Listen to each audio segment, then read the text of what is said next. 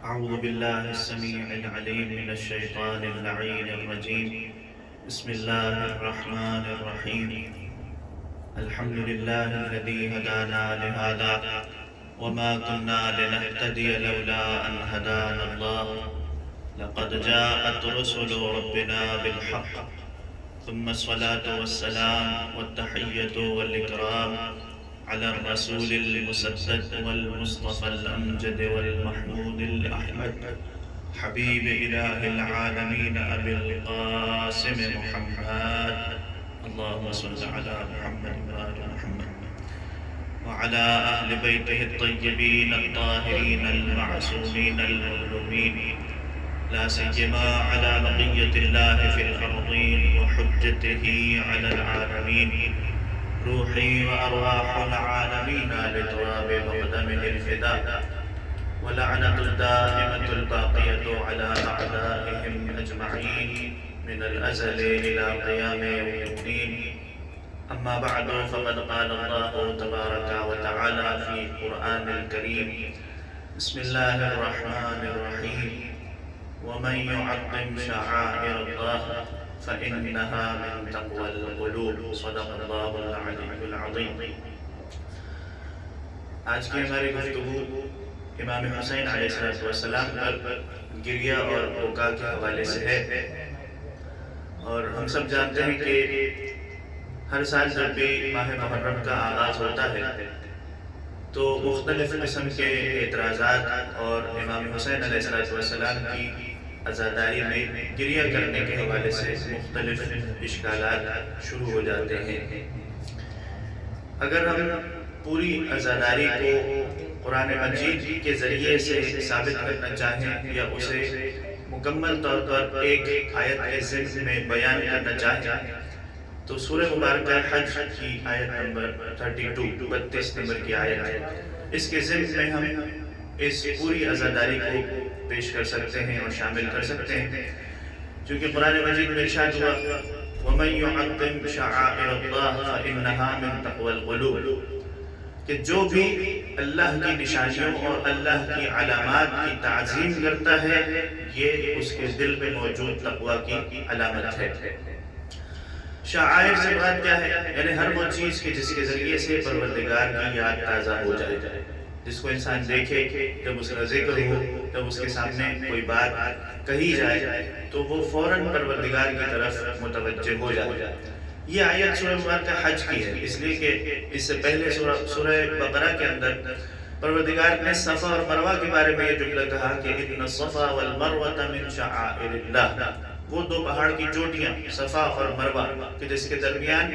جناب حاجرہ دوڑ رہی تھی اپنے بیٹے اسماعیل کے لیے پانی تلاش کرتے وقت، وہ بھی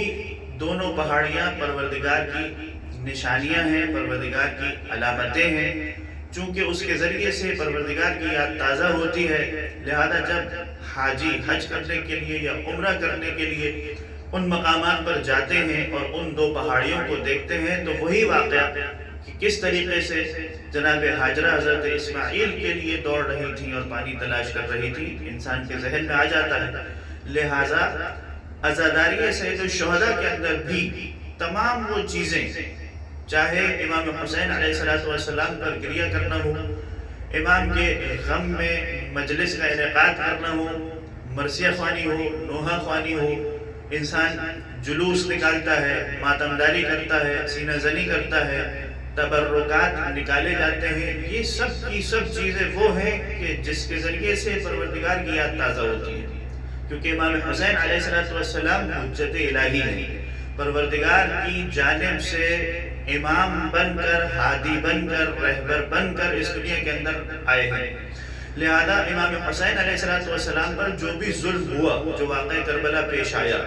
جب اس کو کسی بھی انداز سے لوگوں کے سامنے پیش کیا جاتا ہے تو امام حسین علیہ السلام کا غم، امام حسین علیہ السلام کی یاد، ان کا تذکرہ در حقیقت پروردگار عالم کا تذکرہ ہے. اور اب جو شخص بھی کسی ایسی چیز کی تعظیم کرتا ہے کہ جس کے ذریعے سے پروردگار کی یاد تازہ ہوتی ہے، فَإِنَّهَا مِن تَقْوَى الْقُلُوبِ، تو یہ انسان کے دل میں موجود تقوی، پرہیزگاری، کہ وہ خدا سے ڈرتا ہے، وہ خدا کی اطاعت کرنا چاہتا ہے، اس کے حکم کے آگے تسلیم ہوتا ہے، یہ اس کے ضمن میں شامل ہو جاتا ہے۔ دوسرا اعتراض جو بہت اہم ہے اور عام طور پر مخالفین اس گریے کے اوپر اور غم امام حسین علیہ السلام میں رونے کے اوپر کرتے ہیں، وہ یہ ہے کہ رونا صبر کے منافی ہے۔ امام حسین علیہ السلام کے ساتھ جو بھی ہوا، جو واقعات پیش آئے، وہ تقدیر الہی تھی۔ پروردگار اس کے ذریعے سے امام حسین علیہ السلام کو ایک اعلیٰ مقام اور درجہ عطا کرنا چاہتا تھا، تو اب پروردگار کی تقدیر کے سامنے، خدا کی رضا کے سامنے انسان گریہ کرے، روئے، آنسو بہائے، تو یہ گویا صبر کے منافی ہے۔ لہذا انسان اگر روئے گا تو یہ ایک قسم کا اظہار ہے کہ وہ خدا کی تقدیر پر راضی نہیں ہے، خدا کی رضا کے آگے وہ تسلیم ہونے کو تیار نہیں ہے۔ یہ ایک اعتراض بہت زیادہ کامنلی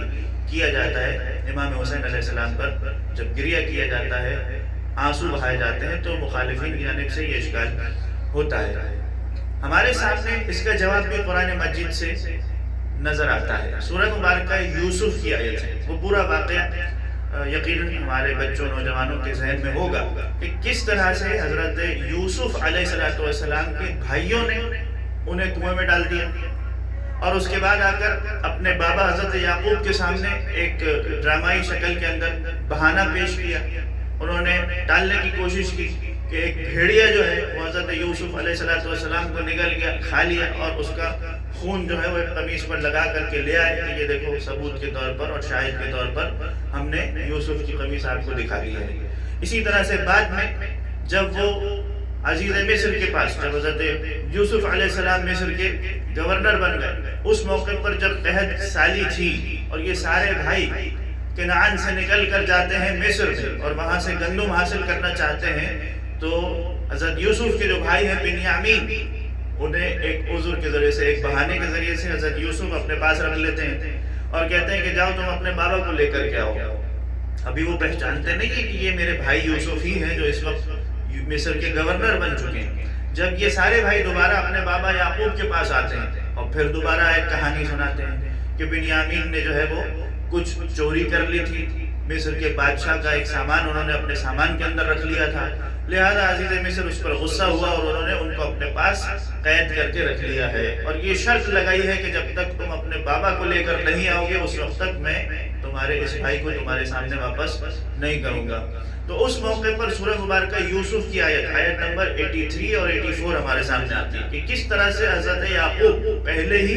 اپنے بیٹے یوسف پر گریہ کر رہے ہیں، اگرچہ کہ جانتے ہیں علم غیب سے، انہیں اشارہ مل چکا ہے کہ حضرت یوسف زندہ ہیں، اور ویسے بھی اپنے بیٹوں کی بات پر ان کو یقین نہیں تھا، وہ پہلے ہی کہہ چکے ہیں۔ قرآن کی آیت کہتی ہے بل سولت لکم انفسکم، یہ تم جو آ کر مجھے کہانی سنا رہے ہو، پہلے یوسف کے بارے میں کہا کہ بھیڑیا کھا گیا، پھر بنیامین کے بارے میں کہہ رہے ہو کہ اس نے چوری کی لہذا بادشاہ نے اسے اپنے پاس رکھ لیا، یہ سب کی سب ڈرامائی باتیں ہیں، یہ بہانہ ہے جو تم اپنی طرف سے، تمہارے نفسوں نے، تمہارے دلوں نے تمہیں بتایا ہے، اور یہ سب حقیقت نہیں ہے۔ اس کے بعد والی آیت کے اندر جب حضرت یعقوب فتولی عنہم، ان سے منہ کو پھیر لیا، اس کے بعد انہوں نے ان سے ملاقات نہیں کی اور اپنے بیٹوں سے منہ پھیر کر ایک گھر کے اندر تنہائی کے عالم میں بند ہو کر کے بیٹھ گئے اور اپنے بیٹے یوسف پر گریہ کرتے رہے، روتے رہے، پکار کر کے بلند آواز سے فریاد کرتے رہے، یا اسفا علی یوسف، ہائے میرا یوسف، ہائے میرا یوسف کہہ کر کے وہ گریہ کیا کرتے تھے۔ وَبْيَضَّتْ عَيْنَاهُ مِنَ الْحُزْنِ فَهُوَ كَظِيمٌ، اور قرآن کہتا ہے کہ اس قدر انہوں نے گریہ کیا، اتنا یوسف کے فراق میں وہ روئے کہ ان کی آنکھیں سفید ہو گئیں، اور قرآن نے اس گریے کو، جس کو وہ بلند آواز سے فریاد کر کے بکا کر کے انجام دے رہے تھے، یا یوسف، یا اسف علی یوسف، اس انداز سے وہ بکا کر رہے تھے، قرآن نے اسے کیسے تعبیر کیا؟ فصبر جمیل، کہ یہ ان کا صبر جمیل تھا، یعنی خوبصورت انداز سے، بہترین انداز سے حضرت یعقوب نے اپنے بیٹے یوسف کی جدائی پر صبر کیا۔ اب قرآن جب اس طرح سے فریاد کرنے، گریہ کرنے، بکا کرنے کو تعبیر کرتا ہے کہ ان کا یہ بہترین انداز سے صبر تھا، تو کیسے ہم یہ کہہ سکتے ہیں کہ اپنے بیٹے کی جدائی پر یا اپنے بیٹے کی شہادت پر گریہ کرنا یا رونا یہ صبر کے منافی ہے؟ ورنہ قرآن کو آ کر مذمت کرنی چاہیے تھی کہ حضرت یعقوب نے اچھا نہیں کیا، ان کو اس طرح سے اپنے بیٹے کے فراق میں رونا نہیں چاہیے تھا، تڑپنا نہیں چاہیے تھا۔ لہذا حضرت یعقوب کا عمل ہمیں بتا رہا، اور پھر قرآن مجید کی آیت میں ان کی تائید کرنا یہ گواہی دے رہا ہے کہ اپنے بیٹے پر گریہ کرنا، کسی کے مرنے پر گریہ کرنا اور فریاد کر کے بکا کرنا یہ بہت ہی اچھا اور مستحب عمل ہے، اور اس پر یقیناً ثواب ملا کرتا ہے۔ اچھا، اب ثواب ملتا ہے، اس پر ایک روایت میں پیش کروں۔ اللہ کے رسول حضرت جبرائیل سے سوال کرتے ہیں اسی ماجرے کے بارے میں کہ یہ بتاؤ کہ حضرت یوسف علیہ السلام نے کتنا عرصہ گریہ کیا اپنے بیٹے حضرت یعقوب علیہ السلام نے کتنا عرصہ گریہ کیا اپنے بیٹے یوسف پر؟ یہ روایت تفسیر کشاف میں زمخشری نے اسی آیت کے ذیل میں لکھی ہے کہ رسول خدا نے جب جبرائیل سے سوال کیا تو حضرت جبرائیل نے جواب دیا کہ تقریباً 80 سال کا عرصہ تھا جو حضرت یعقوب اپنے بیٹے یوسف پر روتے رہے۔ ٹھیک ہے، اب اگر ہم امام حسین علیہ السلام پر گریہ کرتے ہیں، کوئی کہتا ہے کہ بھئی 1400 سال گزر گئے تم اس پرانے غم کو لے کر ابھی تک بیٹھے ہوئے، تو حضرت یوسف علیہ السلام نے بھی 80 سال گریہ کیا اپنے بیٹے پر۔ کہا کہ ان کا غم کتنا بلند تھا، رسول نے سوال کیا حضرت جبرائیل سے، کہا اتنا گریہ کرتے تھے، اتنا روئے ہیں جیسے 70 مائیں اپنے جوان بیٹے پر روتی۔ ایک ماں کی بات نہیں ہو رہی، 70 ماہوں کے گریہ کے برابر حضرت یعقوب نے اپنے بیٹے یوسف پر گریہ کیا۔ اور پھر سوال کیا کہ کم اجر علی یوسف، کہ یوسف پر رونے کے لیے یعقوب کو کتنا اجر عطا کیا گیا؟ کہا 100,000 شہید، 1,00,000 شہید کے برابر اجر ہے جو حضرت یعقوب کو یوسف پر رونے کی وجہ سے عطا کیا گیا۔ تو نہ فقط یہ کہ یہ عمل ایسا ہے جو جائز ہے، حلال ہے، بلکہ یہ ایک ایسا عمل ہے کہ جس کے اوپر پروردگار نے ان کو اتنے شہداء کی شہادت کے برابر اجر اور ثواب عطا فرمایا۔ یہ قرآن کی وہ آیت تھی کہ جس کے ذریعے سے ہم امام حسین کی گریہ اور غم اور بکا کو ثابت کر سکتے ہیں۔ اب آئیے اگر ہم سیرت پیغمبر میں دیکھیں تو برادران اہل سنت کی کتابوں میں بے شمار ایسے واقعات موجود ہیں کہ سیرت پیغمبر میں ہمیں ملتا ہے کہ انہوں نے بہت سارے ایسی شہادتوں پر، ایسی وفات پر گریہ کیا کہ جو ان کے اقارب میں سے تھے، جو ان کے قریبی رشتہ داروں میں سے تھے۔ ابھی امام حسین کی بات نہیں ہو رہی، وہ تو مخصوصاً الگ سے ہم آپ کے سامنے پیش کریں گے، وہ ایک الگ سے گفتگو ہوگی کہ جس میں امام حسین پر کس طرح سے رسول خدا گریہ کرتے تھے۔ لیکن اور بہت سارے موارد ہیں۔ کتاب الاستیعاب ابن عبد البر اہل سنت کے جید عالم دین، انہوں نے اس واقعے کو اپنی کتاب کے اندر لکھا کہ جب جنگ احد کے اندر ان کے چچا حضرت حمزہ کی شہادت ہوئی۔ اچھا، اب یہ بھی بڑا دردناک واقعہ ہے کہ ابو سفیان کی بیوی ہندہ نے اپنے غلام حبشی سے کہا کہ دیکھو اگر تم نے 3 میں سے کسی ایک کو مار دیا، قتل کر دیا، تو میں تمہیں بہت بڑا انعام دوں گی، یا تو رسول کو قتل کر دو،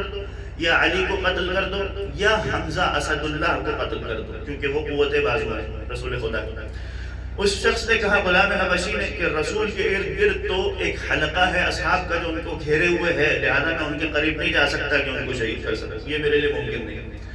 علی کے ہاتھ میں ذوالفقار ہے، علی کی ذوالفقار کا کوئی سامنا نہیں کر سکتا، لہذا میں ان کو بھی شہید نہیں کر سکتا۔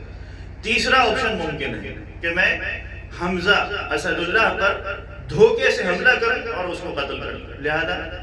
ہندہ نے کہا ٹھیک ہے ان کو قتل کروں۔ جا کے اس نے پیچھے سے جناب حمزہ پر حملہ کیا، شہید ہو گئے۔ شہید ہونے کے بعد، یہ ساری باتیں اہل سنت کی کتابوں میں موجود ہیں،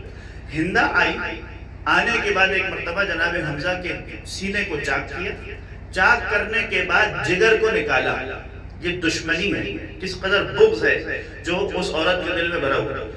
سینے سے جگر کو نکالا اور اس کے بعد اسے چبانے کی کوشش کی۔ روایتوں میں یہ ہے کہ معجزتاً وہ جگر پتھر جیسا سخت ہو گیا اور اس کے لیے ممکن نہیں ہوا کہ جناب حمزہ کے جگر کو چبا سکے۔ جب یہ ممکن نہیں ہوا تو ایک اور انتقام کا طریقہ اختیار کیا گیا۔ وہ کیا تھا جو جاہلیت کے زمانے میں ہوا کرتا تھا کہ اپنے دشمن سے جب انتقام لیتے تھے تو کیا کرتے تھے، حضرت حمزہ کے کانوں کو، ان کے ناک کو، ان کی ہاتھ کی انگلیوں کو، پیروں کی انگلیوں کو کاٹا گیا اور ان جسم کے اعضاء سے ایک ہار تیار کیا گیا جو ہندہ اپنے گلے کے اندر پہنا کرتی تھی۔ یہ انداز تھا ہندہ کا۔ اچھا، اب ظاہر سی بات ہے کہ میدان احد کے اندر جناب حمزہ کی شہادت کے بعد یہ سارا واقعہ ہو چکا ہے۔ روایت کہتی ہے، جو اہل سنت کے عالم نے اپنی کتاب استیعاب میں لکھی ہے، کہ رسول خدا جب اس منظر کو دیکھنے کے لیے آئے، لما رأى رسول اللہ حمزہ قتیلا، انہوں نے جب جناب حمزہ کو اس حالت میں شہادت اور مردہ پایا تو انہوں نے بکا کرنا شروع کیا۔ بکا یہ لفظ ہے، انہوں نے بکا کرنا شروع کیا۔ دوسرا جملہ کیا ہے؟ وَلَمَّا رَأَى مَا مُسِّلَ بِهِ، کہ کس طریقے سے جناب حمزہ کے جسم کے حصوں کو کاٹا گیا ہے۔ اس منظر کو جب رسول خدا نے دیکھا ہے، شاہقہ، شاہقہ کی تعبیر کیا ہے؟ یعنی انہوں نے چیخ بلند کی، بکا بلند آواز سے فریاد کرنا شروع کی اپنے چچا جناب حمزہ پر۔ اچھا، اسی طریقے سے جب پلٹ کر مدینے واپس آئے ہیں تو اب مدینے کے اندر رسول خدا نے دیکھا کہ وہ ساری خواتین کے جن کے شوہر جنگ کے احد کے اندر مارے جا چکے ہیں، وہ سب اپنے اپنے شوہروں پر گریہ کر رہی ہیں۔ مسند احمد ابن حنبل، اس نے اس کتاب کے اندر، اپنی کتاب کے اندر یہ سارے واقعات لکھے، کہا کہ سارے عورتیں اپنے اپنے ازواج پر گریہ کر رہی ہیں، لیکن رسول نے دیکھا کہ میرے چچا حمزہ پر کوئی رونے والا نہیں ہے، تو انہوں نے یہ جملہ کہا تھا، رسول نے اس وقت یہ جملہ کہا تھا کہ لیکن لحمزہ لا بواکی لہو، کیا میرے چچا حمزہ کے لیے کوئی رونے والا نہیں؟ یعنی یہ ایک طرح سے سرزنش تھی، مدینے کی عورتوں کو سرزنش کی، ان کو تنبیہ کی کہ تم اپنے اپنے شوہروں کو یاد کر رہی ہو اور جو میرے رشتہ دار ہیں، میرے چچا حمزہ ہیں، ان پر تم گریہ نہیں کر رہی، ان پر کوئی رونے والا نہیں ہے۔ لہذا جناب فاطمہ الزہرا سلام اللہ علیہا کے پاس مدینے کی عورتیں پھر آیا کرتی تھی اور انہیں آ کر جناب حمزہ کی تعزیت پیش کیا کرتی تھی۔ جناب حمزہ کے غم میں جناب سیدہ روئی اور جناب سیدہ کو روتا ہوا دیکھ کر کے رسول خدا نے خود بھی گریہ فرمایا۔ اچھا، اب یہاں پر بعض علماء نے ایک جملہ لکھا ہے، تھوڑی سی علمی بات ہے، لیکن اس کے ذریعے سے ہم ثابت کرنا چاہتے ہیں کہ کس طریقے سے پیغمبر کا عمل ثبوت بنتا ہے، شاہد بنتا ہے کہ جناب حمزہ پر انہوں نے گریہ کیا، لہذا امام حسین علیہ السلام پر بھی گریہ کرنا درست ہے، نہ صرف درست ہے بلکہ باعث اجر و ثواب ہے۔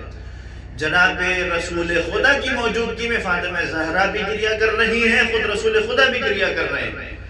یہ ایک علمی مطلب ہے کہ امام معصوم کا قول بھی حجت ہوتا ہے، ان کا فعل بھی حجت ہوتا ہے، ان کی تقریر بھی حجت ہوتی ہے، یعنی جب وہ کوئی حدیث ارشاد فرمائے اس کے ذریعے سے دین ثابت ہوتا ہے، جب وہ خود کوئی عمل انجام دے تو وہ دوسروں کے لیے حجت ہوتا ہے، وہ دین کا حصہ بنتا ہے۔ اگر کسی امام معصوم کی موجودگی میں کوئی شخص کوئی عمل انجام دے رہا ہے اور امام معصوم اسے روکتے نہیں ہیں، منع نہیں کرتے ہیں، تو یہ بھی دین کا حصہ بنتا ہے اور اس کے ذریعے سے دین کا ایک عمل ثابت ہوتا ہے۔ خود رسول خدا نے گریہ کیا، یہ فعل معصوم ہے جو دین کا حصہ بنتا ہے، کہ کسی کی موت پر، کسی کی شہادت پر گریہ کرنا یہ ایک مباح حلال عمل ہے۔ اسی طرح سے اپنی بیٹی فاطمہ زہرا کو گریہ کرتا ہوا دیکھ کر رسول خدا نے کوئی تنبیہ نہیں کی، کوئی منع نہیں کیا، یہ بھی دلالت کرتا ہے کہ گریہ کرنا بالکل درست ہے اور جائز ہے۔ اچھا، اب یہاں ایک اور اشکال بھی آتا ہے جس کو بعض مخالفین نے شعر کے ضمن میں، ہندوستان کے اندر بعض شعراء نے یہ شعر پیش کیا تھا، روئے وہ جو قائل ہو ممات شہداء کے،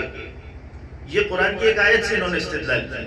وَلَا تَحْسَبَنَّ الَّذِينَ قُتِلُوا فِي سَبِيلِ اللَّهِ أَمْوَاتًا، بھئی وہ لوگ جو اللہ کی راہ میں جہاد کرتے ہوئے شہید ہو گئے، قرآن کہتا ہے کہ ان کو ہرگز مردہ نہ سمجھو، بل احیاء عند ربهم يرزقون، وہ تو زندہ ہیں اور خدا کے پاس رزق پا رہے ہیں۔ ٹھیک، یعنی شہداء راہ خدا کو پروردگار نے کہا وہ زندہ ہے۔ ٹھیک، اچھا، اب اسی کو شعر کی صورت میں انہوں نے اعتراض اور اشکال میں ڈالا، روئے وہ جو قائل ہو ممات شہداء کی، ممات موت سے نکلا ہے، یعنی جو کسی شہید کی موت کا قائل ہے وہی اس پر روئے گا۔ قرآن تو کہہ رہا ہے کہ وہ زندہ ہے، اس کا مطلب ہے کہ تم قرآن کی آیت کو نہیں مان رہے، تم ان کو زندہ نہیں سمجھ رہے ہو، تم ان کو مردہ سمجھ رہے ہو۔ مردہ ہونے کی وجہ سے اگر تم رو رہے ہو تو پھر اس کا مطلب تم قرآن کی بات پر عمل نہیں کر رہے، ٹھیک ہے؟ ہم تو زندہ اور جاوید کا ماتم نہیں کرتے۔ اس طرح ایک شعر پیش کیا گیا اور اعتراض کیا گیا کہ امام حسین علیہ السلام پر گریہ کرنا در حقیقت قرآن کی اس آیت کے منافی ہے، لہذا آپ کو چاہیے کہ آپ پہلے قرآن کو صحیح طریقے سے سمجھیں۔ یہ ایک اشکال کیا گیا۔ اچھا، اب جو میں نے آپ کے سامنے جناب حمزہ کا قصہ پیش کیا، کیا جناب حمزہ شہید نہیں ہے؟ بلکہ اس دور کے، اس جنگ کے سید الشہداء کا لقب ہے جو جناب حمزہ نے پایا ہے۔ اب اگر اپنے دور کے سید الشہداء حمزہ پر گریہ کرنا درست ہے، بلکہ اگر کوئی نہیں رو رہا تو رسول خدا اس کو مذمت کرتے ہوئے سرزنش کہہ کر کہتے ہیں کہ میرے حمزہ پر کوئی رونے والا نہیں ہے، تو جو پوری کائنات کا سید الشہداء امام حسین علیہ السلام ہو، اس پر گریہ کرنا کیسے ناجائز اور حرام ہو سکتا؟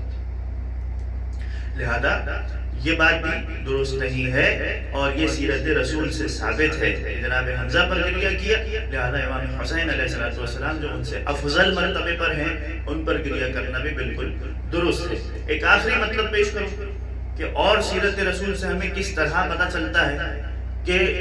رسول خدا نے بھی اسی انداز سے اپنے اقربا کی موت پر گریہ کیا، کسی کی شہادت پر پیغمبر اکرم غمزدہ ہوئے۔ واقعات بہت سارے ہیں۔ جناب خدیجہ کی وفات کے بعد اسی طرح حضرت ابو طالب جو ان کے چچا ہیں تو بہت بڑے ان کے سہارے تھے، ایک ہی سال میں دونوں کا انتقال ہو گیا، رسول نے پورا سال عام الحزن قرار دیا، ٹھیک ہے؟ اگر رونا صحیح نہیں ہے، غم منانا صحیح نہیں ہے، تو پھر رسول خدا نے یہ کام کیوں کیا؟ اسی انداز سے جنگ موتا میں جب جناب جعفر طیار کی شہادت ہو گئی اور رسول خدا کے پاس یہ خبر پہنچی ہے، تو جناب رسول خدا ان کی زوجہ اسماء بنت امیس کے پاس پہنچے تعزیت پیش کرنے کے لیے، تسلیت پیش کرنے کے لیے۔ دیکھا کہ پہلے سے ان کی بیٹی فاطمہ زہرا وہاں موجود ہے اور وہاں گریہ کر رہی ہیں۔ اچھا، گریہ کرتے ہوئے دیکھ کر ان کو روکا نہیں ہے، ان کو ٹوکا اور منع نہیں کیا، بلکہ ان کی تائید کرتے ہوئے رسول نے یہ جملہ کہا تھا فَعَلَى مِثْلِ الْجَعْفَرْ فَلْتَبْكِ الْبَوَاكِي۔ جعفر جیسے عظیم المرتبت انسان کی شہادت پر رونے والوں کو رونا چاہیے۔ یہ فلتبکی یہ فعل امر ہے۔ اگر ہم عربی اعتبار سے بات کریں تو جس طرح سے جناب حمزہ کی شہادت پر رونے والیاں نہیں رو رہی تھی، پیغمبر نے مذمت کی، اسی طرح سے جناب جعفر کی شہادت پر جو رو رہا ہے ان کو مزید ابھارا جا رہا ہے، آمادہ کیا جا رہا ہے کہ یہ اچھا کام ہے، یہ مستحسن عمل ہے، لہذا اس کو اور مزید بڑھا چڑھا کر انجام دینا چاہیے۔ یہ روایات بھی اہل سنت کی کتابوں کے اندر موجود ہے۔ اور آخری مطلب عرض کروں، جناب رسول خدا کے ایک فرزند ہیں حضرت ابراہیم، ان کی وفات ہوتی ہے، رسول خدا خود گریہ کرتے ہیں۔ اچھا، اب ان کی وفات بھی اس انداز سے ہے۔ اس واقعے کو صحیح بخاری کے اندر بھی لکھا گیا کہ ایک مرتبہ رسول خدا کے ایک زانو پر امام حسین تشریف فرمائے، دوسرے زانو پر ان کے اپنے بیٹے ابراہیم تشریف فرمائے۔ جبرائیل امین نازل ہوتے اور کہتے ہیں یا رسول اللہ، پروردگار نے آپ کو سلام کہا اور یہ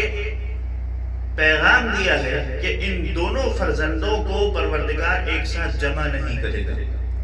اس میں سے ایک کا آپ انتخاب کر لیجئے جو آپ کے پاس باقی رہے، دوسرے کو پروردگار اپنی بارگاہ میں واپس بلا لے گا۔ اس موقع پر اللہ کے رسول نے کہا کہ ابراہیم میرا بیٹا ہے، اس کی ماں ایک کنیز ہے، اگر یہ مر جائے گا تو اس کا غم مجھے ہوگا اور میں اس پر روں گا، لیکن حسین وہ ہے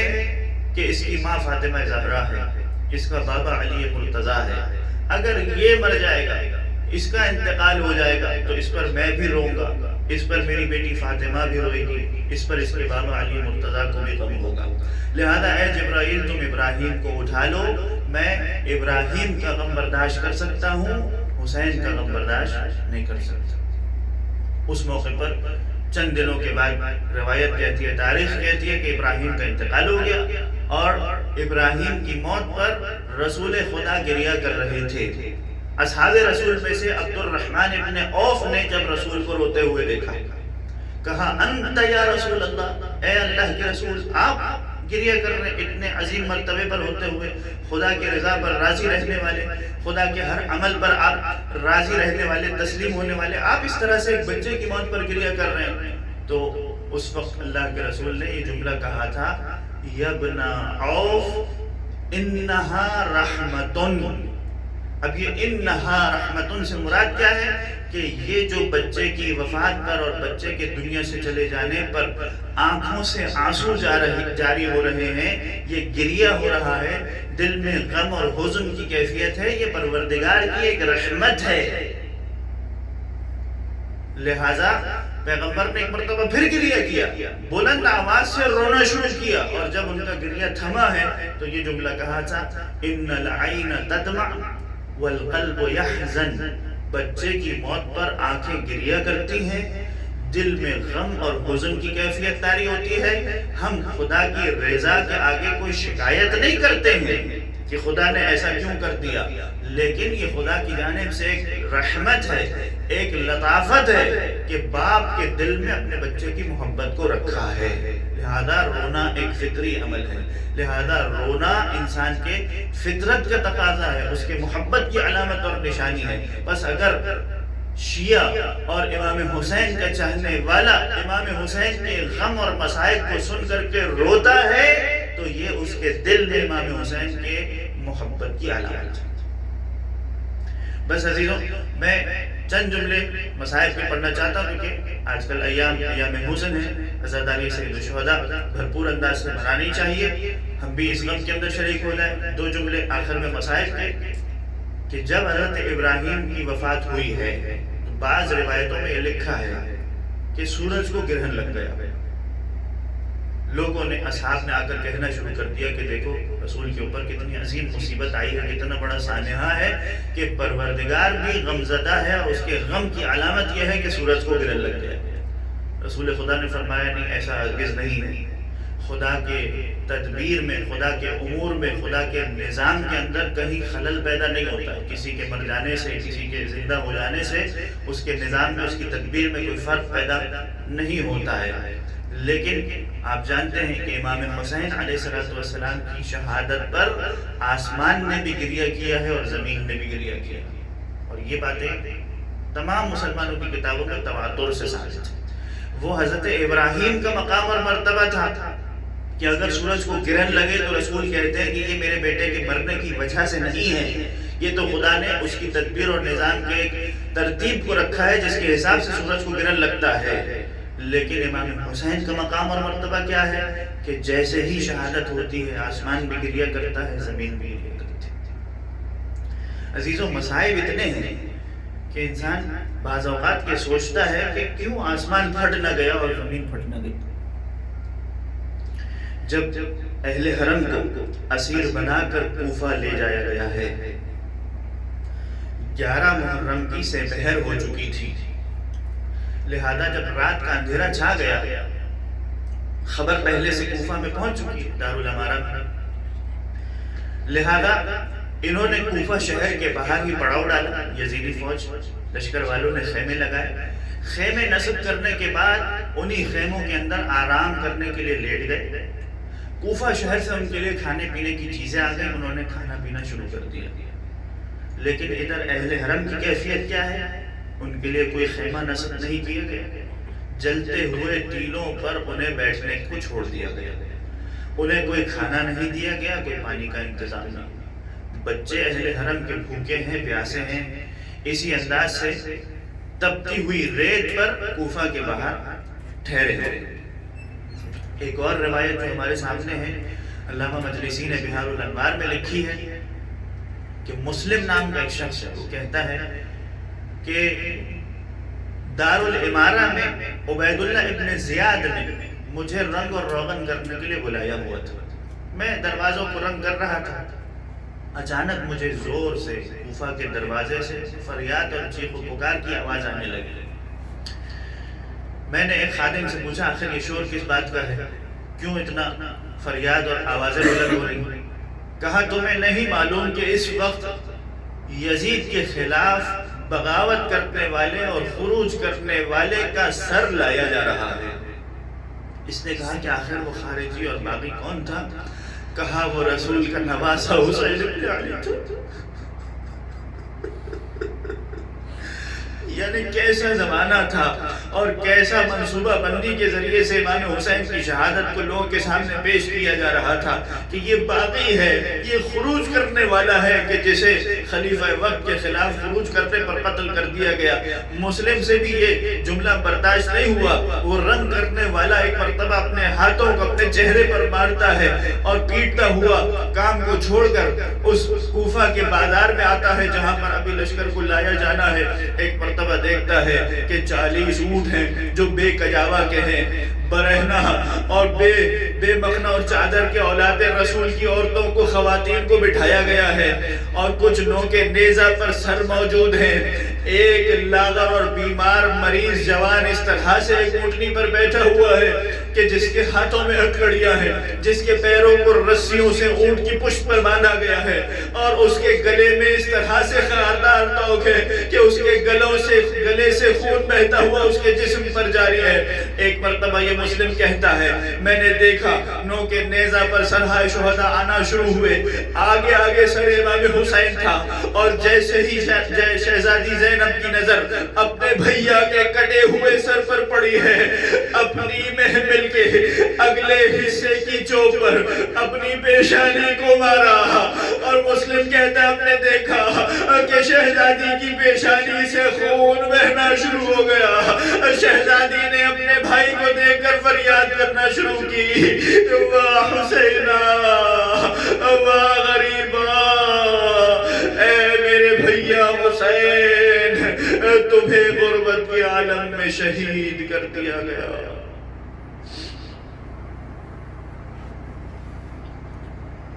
قوم الظالمین وَسَيَعْلَمُ الَّذِينَ غَلَبُوا أَيَّ مُنقَلَبٍ يَنقَلِبُونَ۔ محمد کو سیکھنے، اس پر عمل کرنے، اسے دوسروں تک پہنچانے کی توفیق عطا فرما۔ پروردگارہ، زمانے کے امام کے ظہور میں تعجیل فرما، ہم سب کو، ہماری اولادوں کو نسل بعد نسل ان کے اعوان اور انصار میں سے شمار فرما۔ ربنا تقبل منا انك انت السميع العليم برحمتك يا ارحم الراحمين۔